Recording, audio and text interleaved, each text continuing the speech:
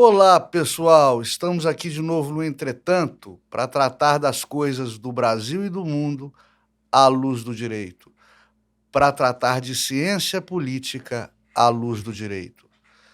Dê o seu like, inscreva-se no canal, clique na sinetinha. Nós precisamos de você. Hoje a gente vai falar da anulação da delação premiada de Marcelo Odebrecht e dos efeitos dela, e da homologação da delação premiada do Coronel Cid e dos efeitos dela, das declarações, para uns felizes, para outros infelizes, do atual senador Sérgio Moro. Tudo isso e muito mais no Entretanto. Eu estou já esperando vocês. Eu não me ajoelho com politicamente correto, não, porra. O juiz não tem que entrar em pilha de mídia, tem que atuar fazendo justiça.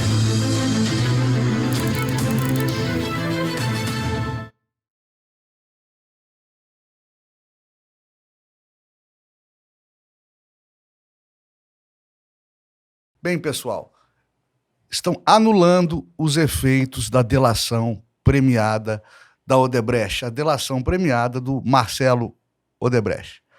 As pessoas acham que ser contra a Operação Lava Jato é ser a favor da corrupção. Terrível engano. A corrupção é gravíssima, ela apodrece as instituições e deve ser combatida pela sociedade organizada.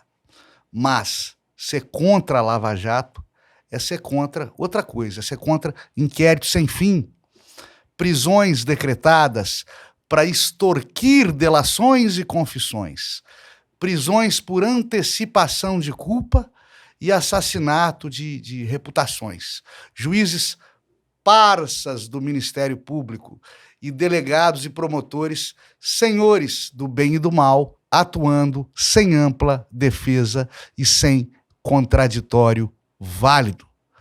Lembrem-se, por favor, do que eu já falei aqui. A Lava Jato deixou terra arrasada na política nacional e todo mundo que ela levou preso está solto de novo, elegível em alguns casos, eleito e descondenado. Agora, o Tribunal de Contas e a Advocacia Geral da União concordam comigo, mas por um motivo lúgubre, terrível também. Querem que os efeitos da delação premiada do Marcelo Odebrecht cesse seus efeitos.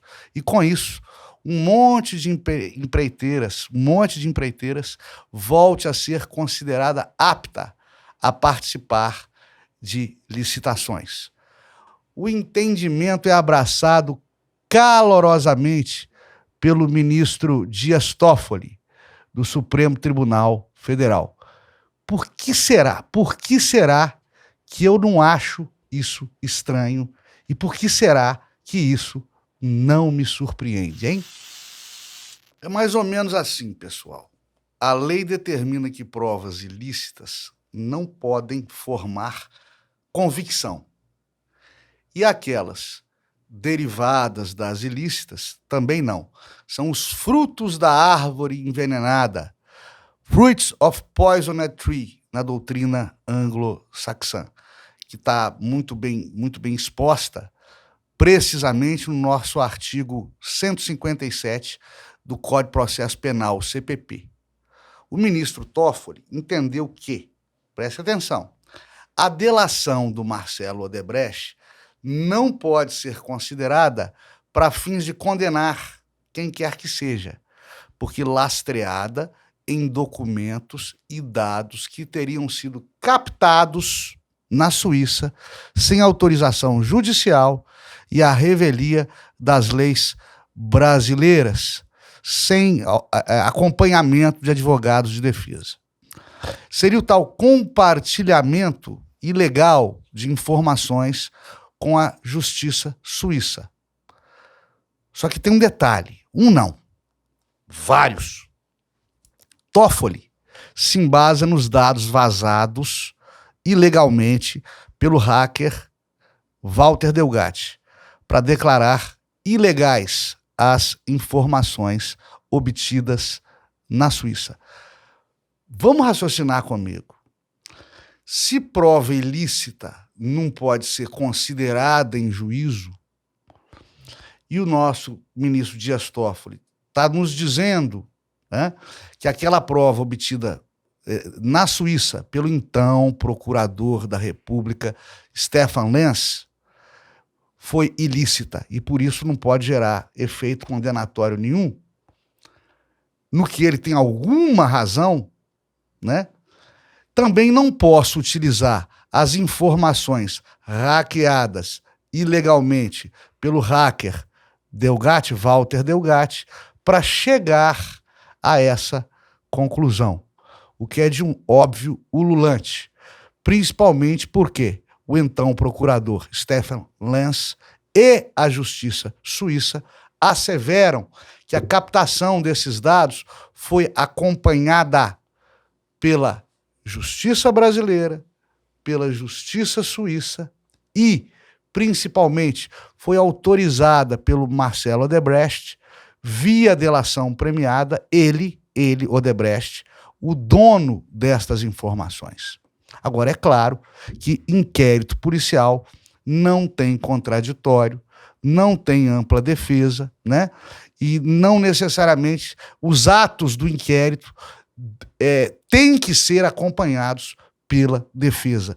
Por isto, precisamente, eu sou contra, e muita gente é contra, os inquéritos intermináveis em que a acusação é senhora do bem e do mal. Mas, se delação premiada vale, ela vale desde que siga a regra legal, e a regra legal é clara, né?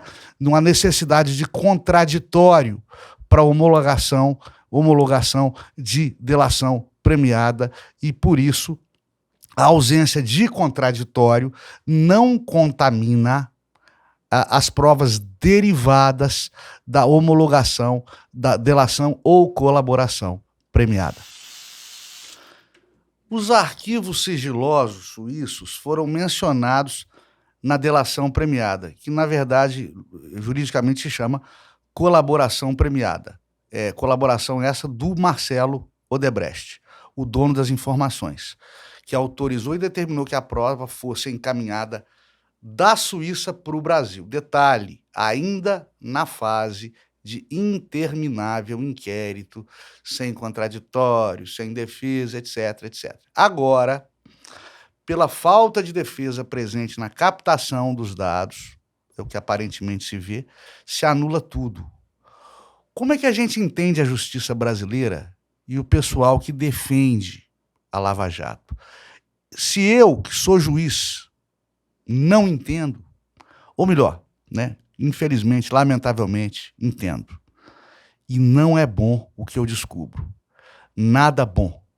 É como nos dizeres do imortal personagem Miguel de Cervantes, o Sancho Panza: "Yo no creo en brujas, pero que las hay, las hay."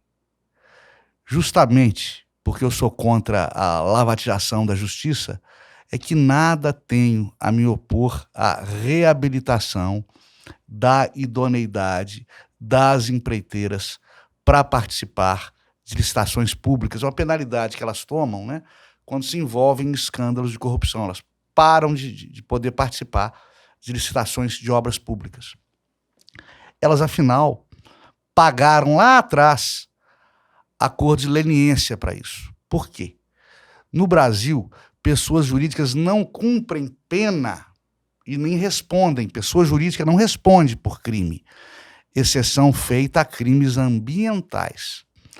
As empresas, como punição, são impedidas de contratar com o poder público ou são obrigados a pagar indenização ou a devolver dinheiro para os cofres públicos quando seus dirigentes, por atos de gestão, sejam acusados e condenados por corrupção ou improbidade administrativa, o que é ou foi o caso. Com a anulação da delação da Odebrecht, a própria União Federal quer de volta essas empreiteiras. É bom para a economia e eu não acho mesmo que delações premiadas impostas com suspeitos presos para extorquir confissões e delações valham alguma coisa no mundo jurídico. Na verdade, valem nada ou quase nada para condenar, ou ao menos deveriam valer nada ou quase nada. E a jurisprudência do STF está assim. Delação do Palotti, que incriminou Lula e Dilma, não vale nada. Delação do Sérgio Cabral, que incriminou a si próprio, então não é delação, é confissão, né? Só vale para Sérgio Cabral, que também está na rua, né? O Marcos Valério saiu da cadeia cuspindo marimbondo contra o PT do Lula, vinculando o PT do Lula ao PCC, e calaram a boca desse delator, desse colaborador premiado, ou candidato a isso, de um dia para o outro. Ele sumiu das redes. Delatou quem? Cara pálida. O que o brasileiro não entende é: as empreiteiras foram condenadas, o empreiteiro Mor afirmou que houve corrupção, dinheiro aos bilhões foi devolvido por empreiteiras que assumiram a corrupção através de seus líderes. De uma hora para outra, não houve isso tudo. É como dizer que não houve sítio em Atibaia, não houve triplex do Guarujá. É a história, pessoal, sendo reescrita à moda dos governos comunistas, em que o que importa são as joias da Michele e o cartão de vacinação do Bolsonaro. O atual senador Sérgio Moro, ex-juiz, ex-ministro, declarou nas redes sociais seu amor à mega operação que pariu com o Deltan, a Lava Jato. Foi essa mega operação que o catapultou ao estrelato jurídico e depois político nacional. Foi também o Moro quem desconstruiu a si próprio e a Lava Jato. Na sua manifestação, o Moro louva a prisão de políticos e empresários poderosos e afirma que combateu a corrupção e a impunidade. Aqui, ele me lembra o ministro Barroso, que, segundo palavras dele, Barroso venceu o bolsonarismo. Ambos, Barroso e Moro, enquanto magistrados, não têm lado e, portanto, não podem combater nada. Julgam conforme as provas dos autos e se manifestam, ou deveriam se manifestar, nos autos do processo. Juiz não combate corrupção. Juiz julga feitos que eventualmente tratem sobre corrupção. Julga a favor da acusação, condenando, ou julga contra a acusação, absolvendo. A afirmação de que o juiz que condena o corrupto é contra a corrupção é tão estúpida e incoerente que basta a gente analisar no sentido contrário. O juiz que absolve ao sujeito acusado de corrupção, eventualmente por falta de provas, porque reconhece uma prescrição, enfim. O juiz, quando absolve o corrupto, então, ele é a favor da corrupção por esse argumento canhestro, né? Esse argumento enviesado, né? O juiz simplesmente conhece as provas e julga, sem tendência político-ideológica expressa no processo.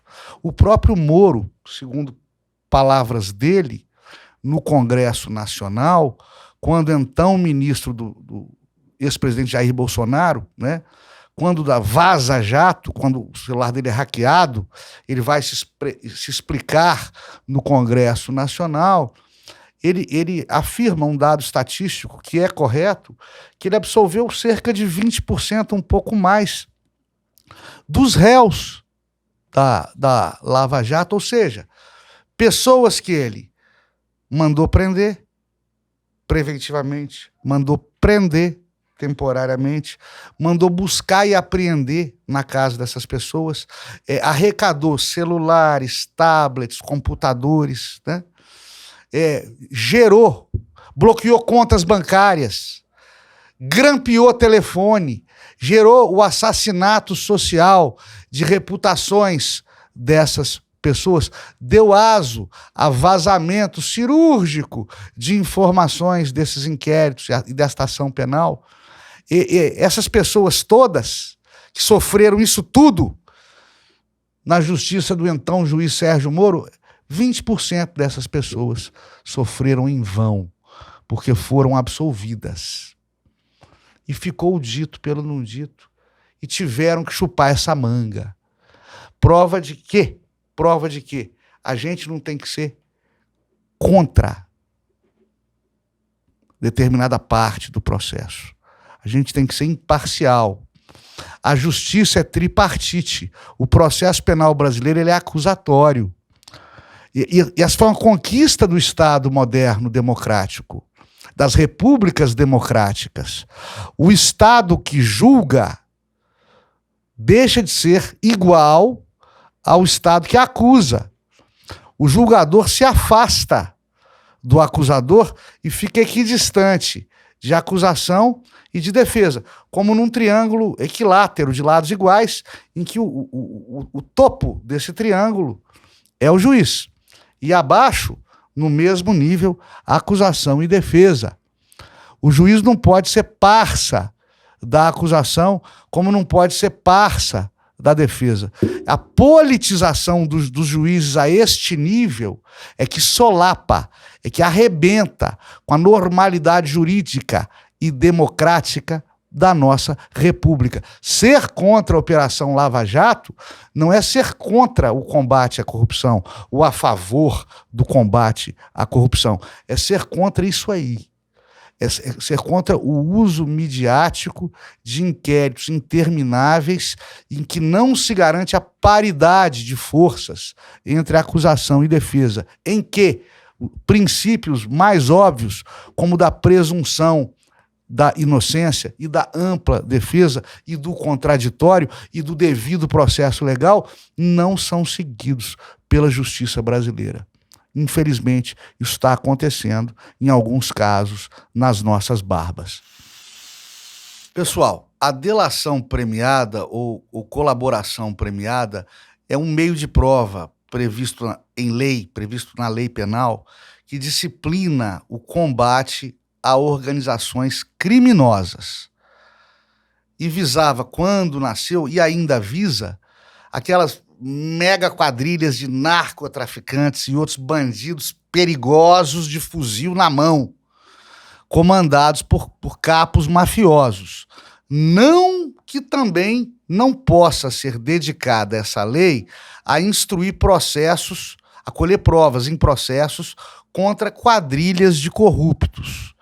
Mas fica meio difícil enxergar poderosas organizações criminosas dentro do Palácio do Planalto, se dedicando a vender joias da primeira-dama, justamente porque o Bolsonaro, ao contrário de alguns dos seus adversários, não é corrupto e precisa de dinheiro honesto para tocar a vida.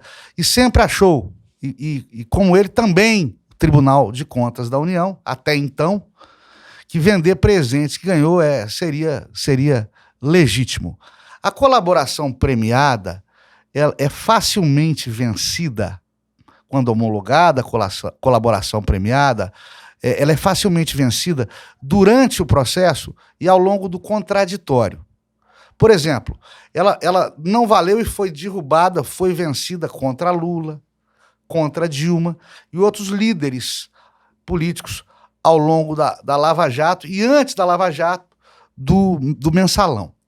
A colaboração ou delação do Mauro Cid abrange, por incrível que pareça, segundo o ministro Alexandre de Moraes, a diversos fatos em investigação.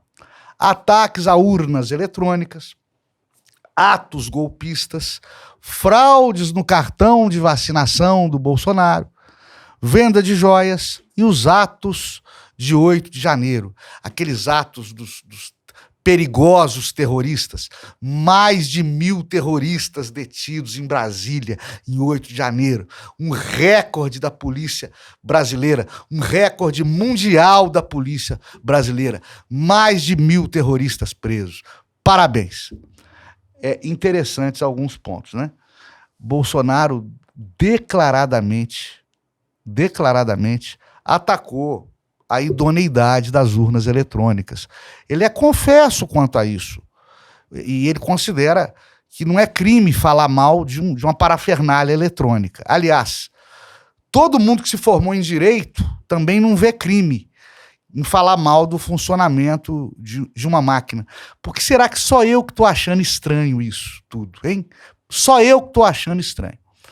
Também é surreal ver o TSE até hoje, terminada a eleição, competente para julgar falas e ações que ocorreram depois das eleições. Ou será que todo crime político vai para um mesmo tribunal, uma competência extra e suprema que não existe na Constituição? E lembremos, ex-presidente e oficial do Exército não detém foro privilegiado. Lembremos do então ex-presidente Lula, julgado, tristemente julgado, diga-se, pelo então juiz de vara federal de Curitiba, um certo Sérgio Moro, né? Por fim, o mais absurdo, a colaboração premiada do CID, homologada pelo ministro Alexandre de Moraes, teria que ter passado pelo Ministério Público e não passou. O PGR Augusto Aras, para mim um dos principais nomes da República em muitos anos, deu berro, o Augusto Aras deu berro, como ele tinha feito antes, nas delações do Palocci e do Sérgio Cabral. O que o Aras falou? O óbvio. O magistrado instrutor, que nesse caso é o ministro Alexandre de Moraes, bate o escanteio e corre para a área para cabecear. É julgador e acusador ao mesmo tempo. E é isso que nós estamos vivendo de absurdo no cenário jurídico brasileiro. O PGR se absteve, no caso do CID e em outros, de convalidar a todas essas homologações de colaborações premiadas. E o Judiciário, com o Moraes à frente, com o STF à frente, homologou assim mesmo. Esquecendo daquilo que eu falei para vocês, do modelo tripartite do processo penal acusatório. De resto, o mesmo de todos os países democráticos do mundo. Por este modelo, gente, o Estado que acusa não pode ser o mesmo Estado que julga. Aqui nós estamos voltando à Inquisição e ao processo inquisitorial, em que se extorquiam confissões e delações com torturas impostas pelo próprio magistrado instrutor. Será? Não por outro motivo, lá e cá, na Idade Média e hoje, né? Lá com fogueiras, aqui com prisões preventivas, buscas e apreensões, bloqueio de dinheiro, lacração de rede social, lá e cá estamos caçando bruxas. Yo no creo en brujas, pero que las hay. Sancho Panza, Dom Quixote, imortal criação de Miguel de Cervantes.